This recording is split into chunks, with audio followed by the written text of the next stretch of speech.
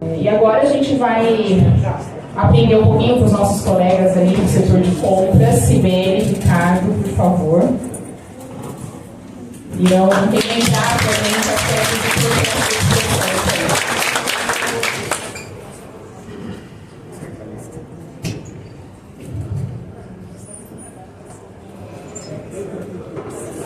Tá na frente.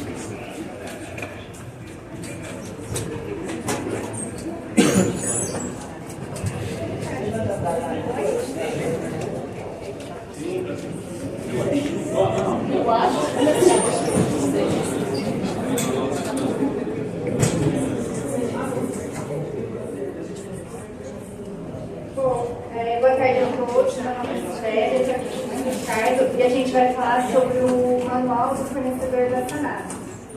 Então, o manual do fornecedor ele tem como objetivo trazer mais clareza para os fornecedores, tornar a porta de entrada mais acessível, a gente atrai mais fornecedores, consiga mais concorrência, também trazer mais modernidade para a nossa empresa e também auxiliar que as empresas de pequeno porte têm mais dificuldade de acessar e participar do nosso processo licitatório.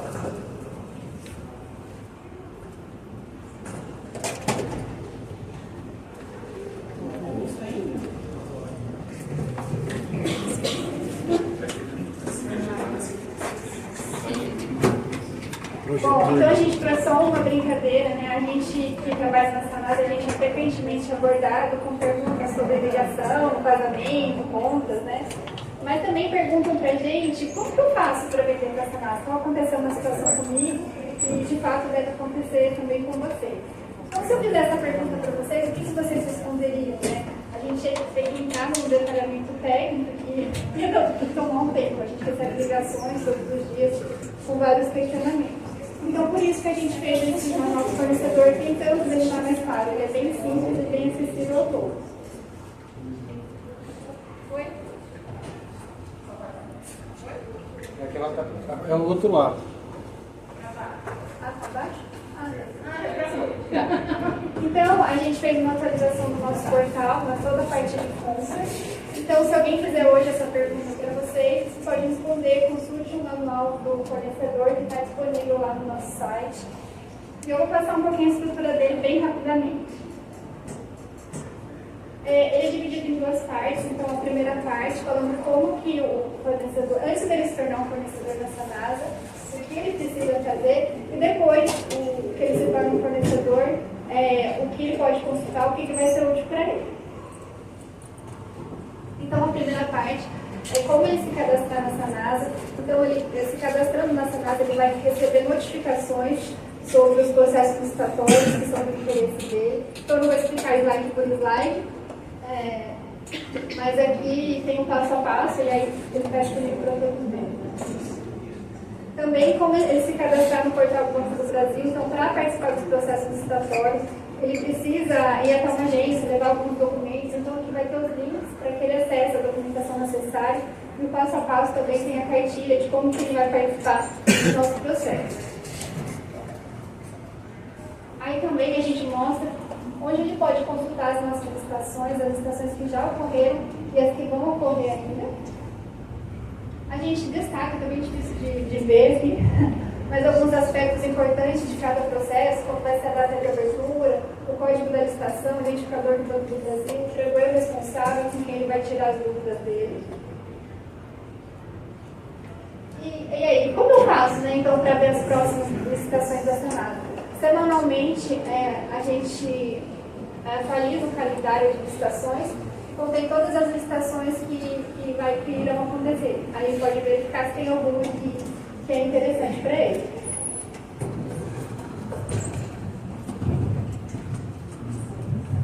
Aqui já é a segunda parte, aqui uma vez que o fornecedor já vendeu para a Sanasa. Como ele vai acessar o que ele tem a receber, como ele vai acessar a ADF, né, a nota de empenho. Mas assim, o que eu queria deixar claro, isso daqui é uma ferramenta para nós. Justamente para quando alguém perguntar, você já tem esse material, um material de consulta. Ele já está upado no nosso site. Então, quando alguém perguntar, como que eu faço para vender para a Sanasa? Essa dúvida sempre acontece, como a Sibeli falou. Então, é só você mandar esse link. a gente já terceirizou para vocês. Vocês não precisam mais explicar pormenorizado. É só mandar esse link, tá tudo explicado ali. Se você tiver sugestão que faltou alguma coisa, a gente também pode acrescentar. É um material que vai melhorando continuamente. Aqui é só passar rapidamente aqui, como ele vai requerer para acessar esse sistema interno da Sanasa, como ele vai acessar. Aqui. Aí.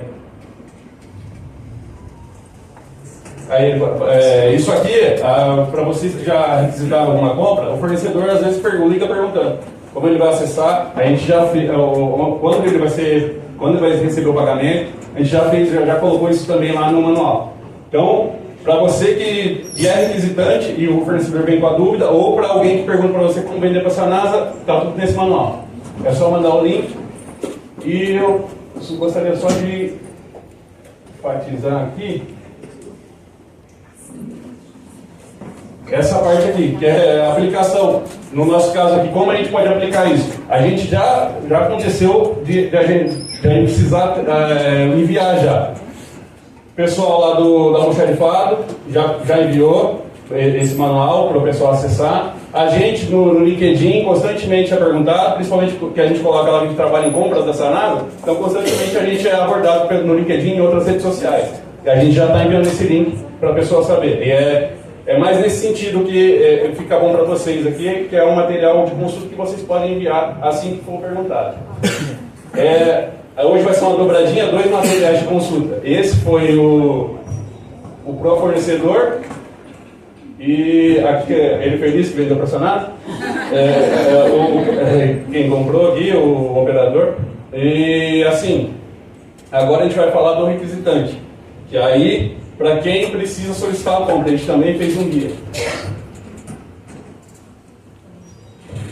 As dobradinhas dos materiais de consulta.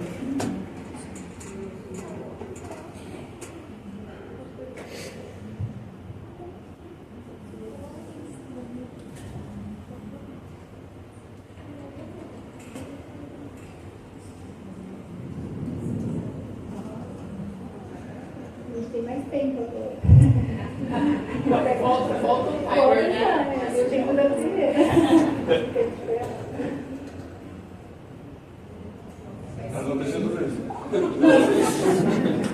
Bom, a gente também fez então um guia do requisitante. A ideia é trazer mais clareza sobre como funciona o processo de compras para a Sanasa, que é um processo burocrático, né? E acho que a gente que está lá dentro acaba tendo bastante conhecimento, mas a ideia é iluminar a ideia de todo mundo é que todo mundo se conheça e juntos a gente possa melhorar as nossas contratações. A gente também vai trazer algumas ideias de gestão, alguns casos que podem ser aplicados também. Bom, então, uma visão geral de compras e licitações, a gente dividiu em 3 fases importantes: a fase de planejamento, a fase de preparação e a fase de execução. O planejamento é onde o requisitante ele vai justificar a contratação e definir o objeto que vai ser contratado. A fase de preparação, onde vai ser feita a pesquisa de mercado e vai ser conduzido o processo de compra. E a fase de execução, quando finalmente a gente seleciona o fornecedor que vai prestar o serviço ou vender o produto para a gente e vai fazer a gestão desse contrato. A gente colocou umas bolinhas aqui, então a vermelha quando estiver na fase de planejamento, a amarela de preparação e a verde que é a fase de execução. Então, chegou a funcionária nova e ela faz a seguinte pergunta: o meu setor está precisando de alguns materiais, por onde começa? Então, a gente entende que o processo de contratação ele deve vir com uma justificativa. Para objetos comuns e mais rotineiros, uma justificativa simples é suficiente. Para objetos mais complexos, como obras e serviços de engenharia, geralmente é feito um estudo técnico preliminar, que é um estudo mais detalhado, né? E a gente sugere aqui, a gente vai até disponibilizar esse material na internet, que para objetos menos comuns, mas que também não são tão complexos, ou seja, para situações intermediárias, eles acessem uma ficha de planejamento da contratação, alinhando a justificativa ao planejamento da empresa. Então, o que seria ideal, por exemplo, vamos supor um software de solução fiscal, que não é um objeto tão comum, que ele abordasse nessa ficha o que ele precisa, por que ele precisa, aonde ele quer chegar com essa contratação, quais foram as soluções avaliadas, qual foi a solução escolhida, o público beneficiado, o impacto esperado. E por que a gente bate bastante nessa tecla, né, principalmente agora? A gente recebeu uma portaria que a gente tem que ter uma redução de gastos, né? Então a gente entende que a parte de compras ela é estratégica. Então cada compra ela tem que ser muito bem pensada e planejada, não é simplesmente comprar, né?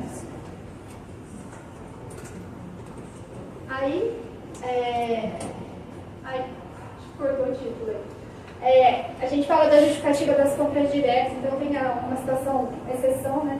As contratações diretas é quando a gente faz uma compra direta com o fornecedor, porque não há possibilidade de concorrência. Então a gente elenca aqui, depois a gente vai disponibilizar esse material, como eu falei, todos os documentos necessários para essa contratação, visando que ela já venha o mais certo possível da área requisitante e aí não tenha que fazer paralisações do processo ou voltar aos processos. Alguns exemplos de contratação direta, então, uma manutenção exclusiva de equipamentos, consultoria especializada exclusiva, locação de imóveis específicos. Aí, ainda na fase de planejamento, né, então, feita a justificativa, é necessário fazer a descrição do objeto. E para isso, existe um guia para a elaboração do termo de referência, onde você vai descrever todo o seu objeto. Ele vai ser base para a pesquisa de mercado e para a gestão do contrato. Então é importante, um dos documentos mais importantes, ele foi objeto a gente apresentou ele no Integra passado, que ele seja muito bem feito, porque senão você vai ter problemas no futuro. Aqui, uns alertas gerais sobre o termo de referência. Em muitas áreas, o que elas fazem? Eu quero pôr sobre sustentabilidade, uma cláusula de sustentabilidade lá no meu termo de referência. E elas acabam pegando algumas cláusulas que já existem nos nossos editais e colocando isso no termo de referência. Então a ideia é que os termos eles venham limpos, corretos e prontos para serem inseridos no edital, sem necessidade de grandes alterações. Também é importante verificar a disponibilidade desses materiais no mercado. Alguns aproveitam termos antigos ou objetos antigos e acabam utilizando nas suas compras, aí vai ver que não existe mais, e aí mais uma vez o processo acaba não dando certo.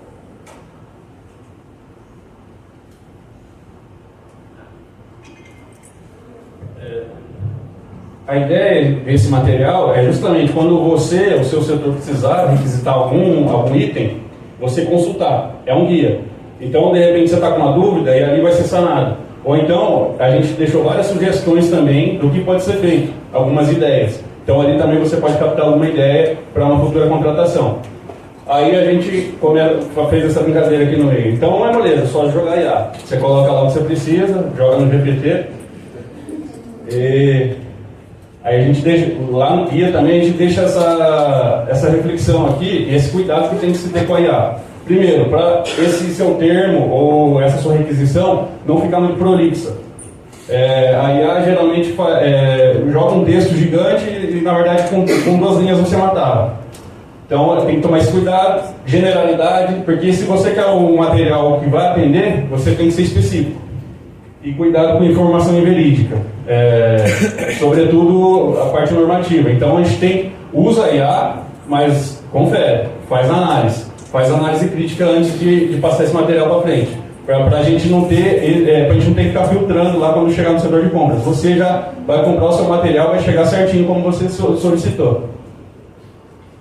Aqui eu vou falar de três casos, que é o part number, a marca homologada e a marca referência. São ferramentas que a gente tem que ter cuidado, porque isso daqui acaba restringindo a competitividade. Mas pode ser usado, se o seu caso for aplicável. Part number, para quem sabe, é padronização. Se você tem uma peça, geralmente é nesses casos que ocorre. Você tem lá uma determinada bomba e a peça vai ser, para aquela bomba vai ser daquela marca. Então você vai ter que comprar aquele produto específico, aquele número específico. Então a gente vai utilizar o part number. Para isso você tem que justificar também.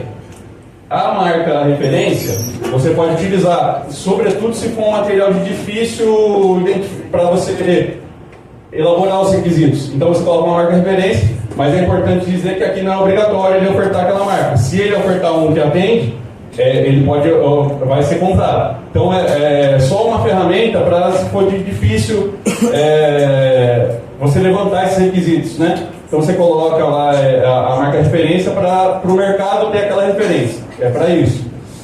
E a marca homologada, pré-qualificada, o nosso setor de inspeção que faz essa pré-qualificação, são itens que ele tem que ser obrigado a ofertar aquele determinado item. Tem lá os requisitos no manual do fornecedor, tem como ele pode homologar a marca dele. Já tem lá o caminho. Então, marcas homologadas são aquele item só vai poder ser ofertado de tais marcas. A nossa inspeção de qualidade que faz essa pré-qualificação. Também é uma ferramenta que, conforme o item que vocês utilizam, é bom você homologar a marca para a gente ter sempre aquele item qualificado, né? Melhor para o atendimento.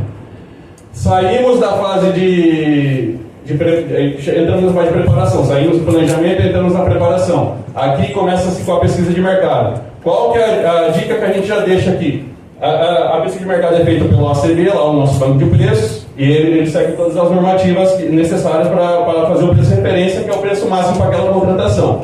A dica que a gente deixa: quando você for enviar essa solicitação de compra, já envia com pelo menos um orçamento feito, porque aí você garante que aquela solução existe no mercado e também você facilita o trabalho da ACB na hora de fazer essa pesquisa e chegar nesse valor de referência. Você dá uma luz lá para o pessoal e também garante que aquela solução realmente existe no mercado. Porque às vezes é um item já obsoleto e você continua fazendo aquela solicitação.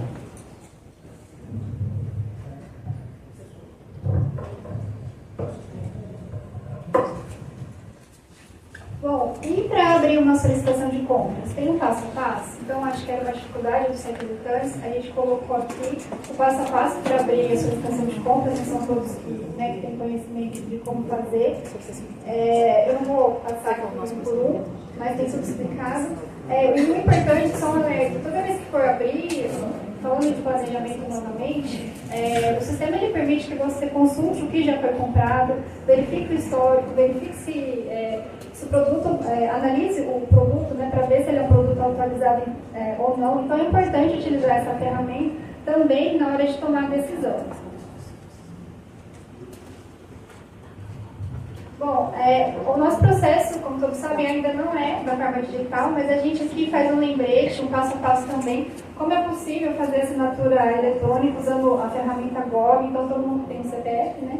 Pode utilizar essa ferramenta. Então, por exemplo, um termo de referência, ele já pode vir assinado de forma digital, e assim a gente vai incorporando aos poucos essa prática.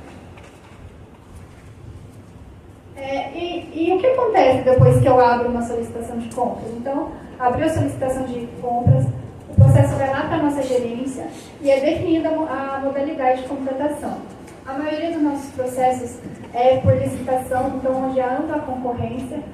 Geralmente é feito emprego eletrônico 90%, onde as empresas disputam na plataforma do Banco do Brasil, que é a que a gente utiliza atualmente, e ganha geralmente quem tem o menor preço.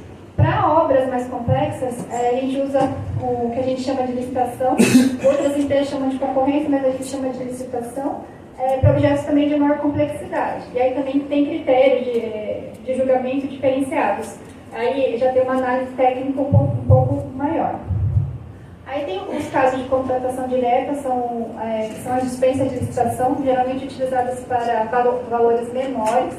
E aí ela dispensa, como o próprio nome diz, toda a formalização, né, do processo licitatório, e a compra direta por inelegibilidade de licitação, que é onde não há concorrência possível, mas esse processo deve ser amplamente justificado, essa questão da inelegibilidade. Aqui o instrumento convocatório, então é o documento que vai estabelecer as regras e condições da contratação e também vai nortear a relação contratual entre a Sanasa e o fornecedor. No caso de pregão, a gente chama de edital, as compras diretas de minuta contratual, e para a dispensa de licitação, que são os objetos mais simples, a norma de participação. Depois, especialmente no caso dos pregões eletrônicos, é feita a divulgação da existência dessa licitação, desse processo que vai ocorrer. A divulgação é feita na internet no portal do Banco do Brasil e no Diário Oficial, aí visando trazer os concorrentes, né? E aqui, ainda na fase de preparação, a gente fala algumas ideias de gestão, algumas coisas que acontecem. Uma delas é o registro de preços. Então, o registro de preços é instrumento que possibilita a contratação de forma parcelada, conforme a necessidade, evitando repetir todo o processo licitatório. Então, por exemplo, local virgem. O inquisitante não consegue saber quanto que ele vai usar ao longo do ano. Então, em fevereiro, ele precisou adquirir esse local virgem. Imagine se a cada mês que ele precisar, ele tiver que abrir uma licitação. Então, isso não compensa. Tem a possibilidade, aqui, né, com várias licitações, que seria assim, inviável. Então, a possibilidade de fazer o sistema de registro de preços. Então, a empresa é classificada, ela fixa um preço que vai servir ao longo do ano. E aí, quando ele tiver uma demanda, se ele tiver uma demanda em janeiro e uma demanda em dezembro, aí ele pode fazer essa conta aproveitando esse único processo. Então, fica muito mais fácil a gestão. Aqui a gente cita as hipóteses de cabimento do registro de preços. E aqui a gente dá alguns exemplos que contam via registro de preços na Sanasa. Então, por exemplo, a reforma de cadeiras giratórias, a questão de ar-condicionado, eletrodomésticos, que foi um recente, cal virgem, concreto. Então, são várias situações que essa forma de gestão já está sendo utilizada. Então, aqui, nessa parte do guia, a gente chama de explorando alternativas. Fica o convite, toda vez que você for fazer uma solicitação de compra, dá uma olhada nesse guia, porque de repente uma dessas alternativas se aplica no seu caso.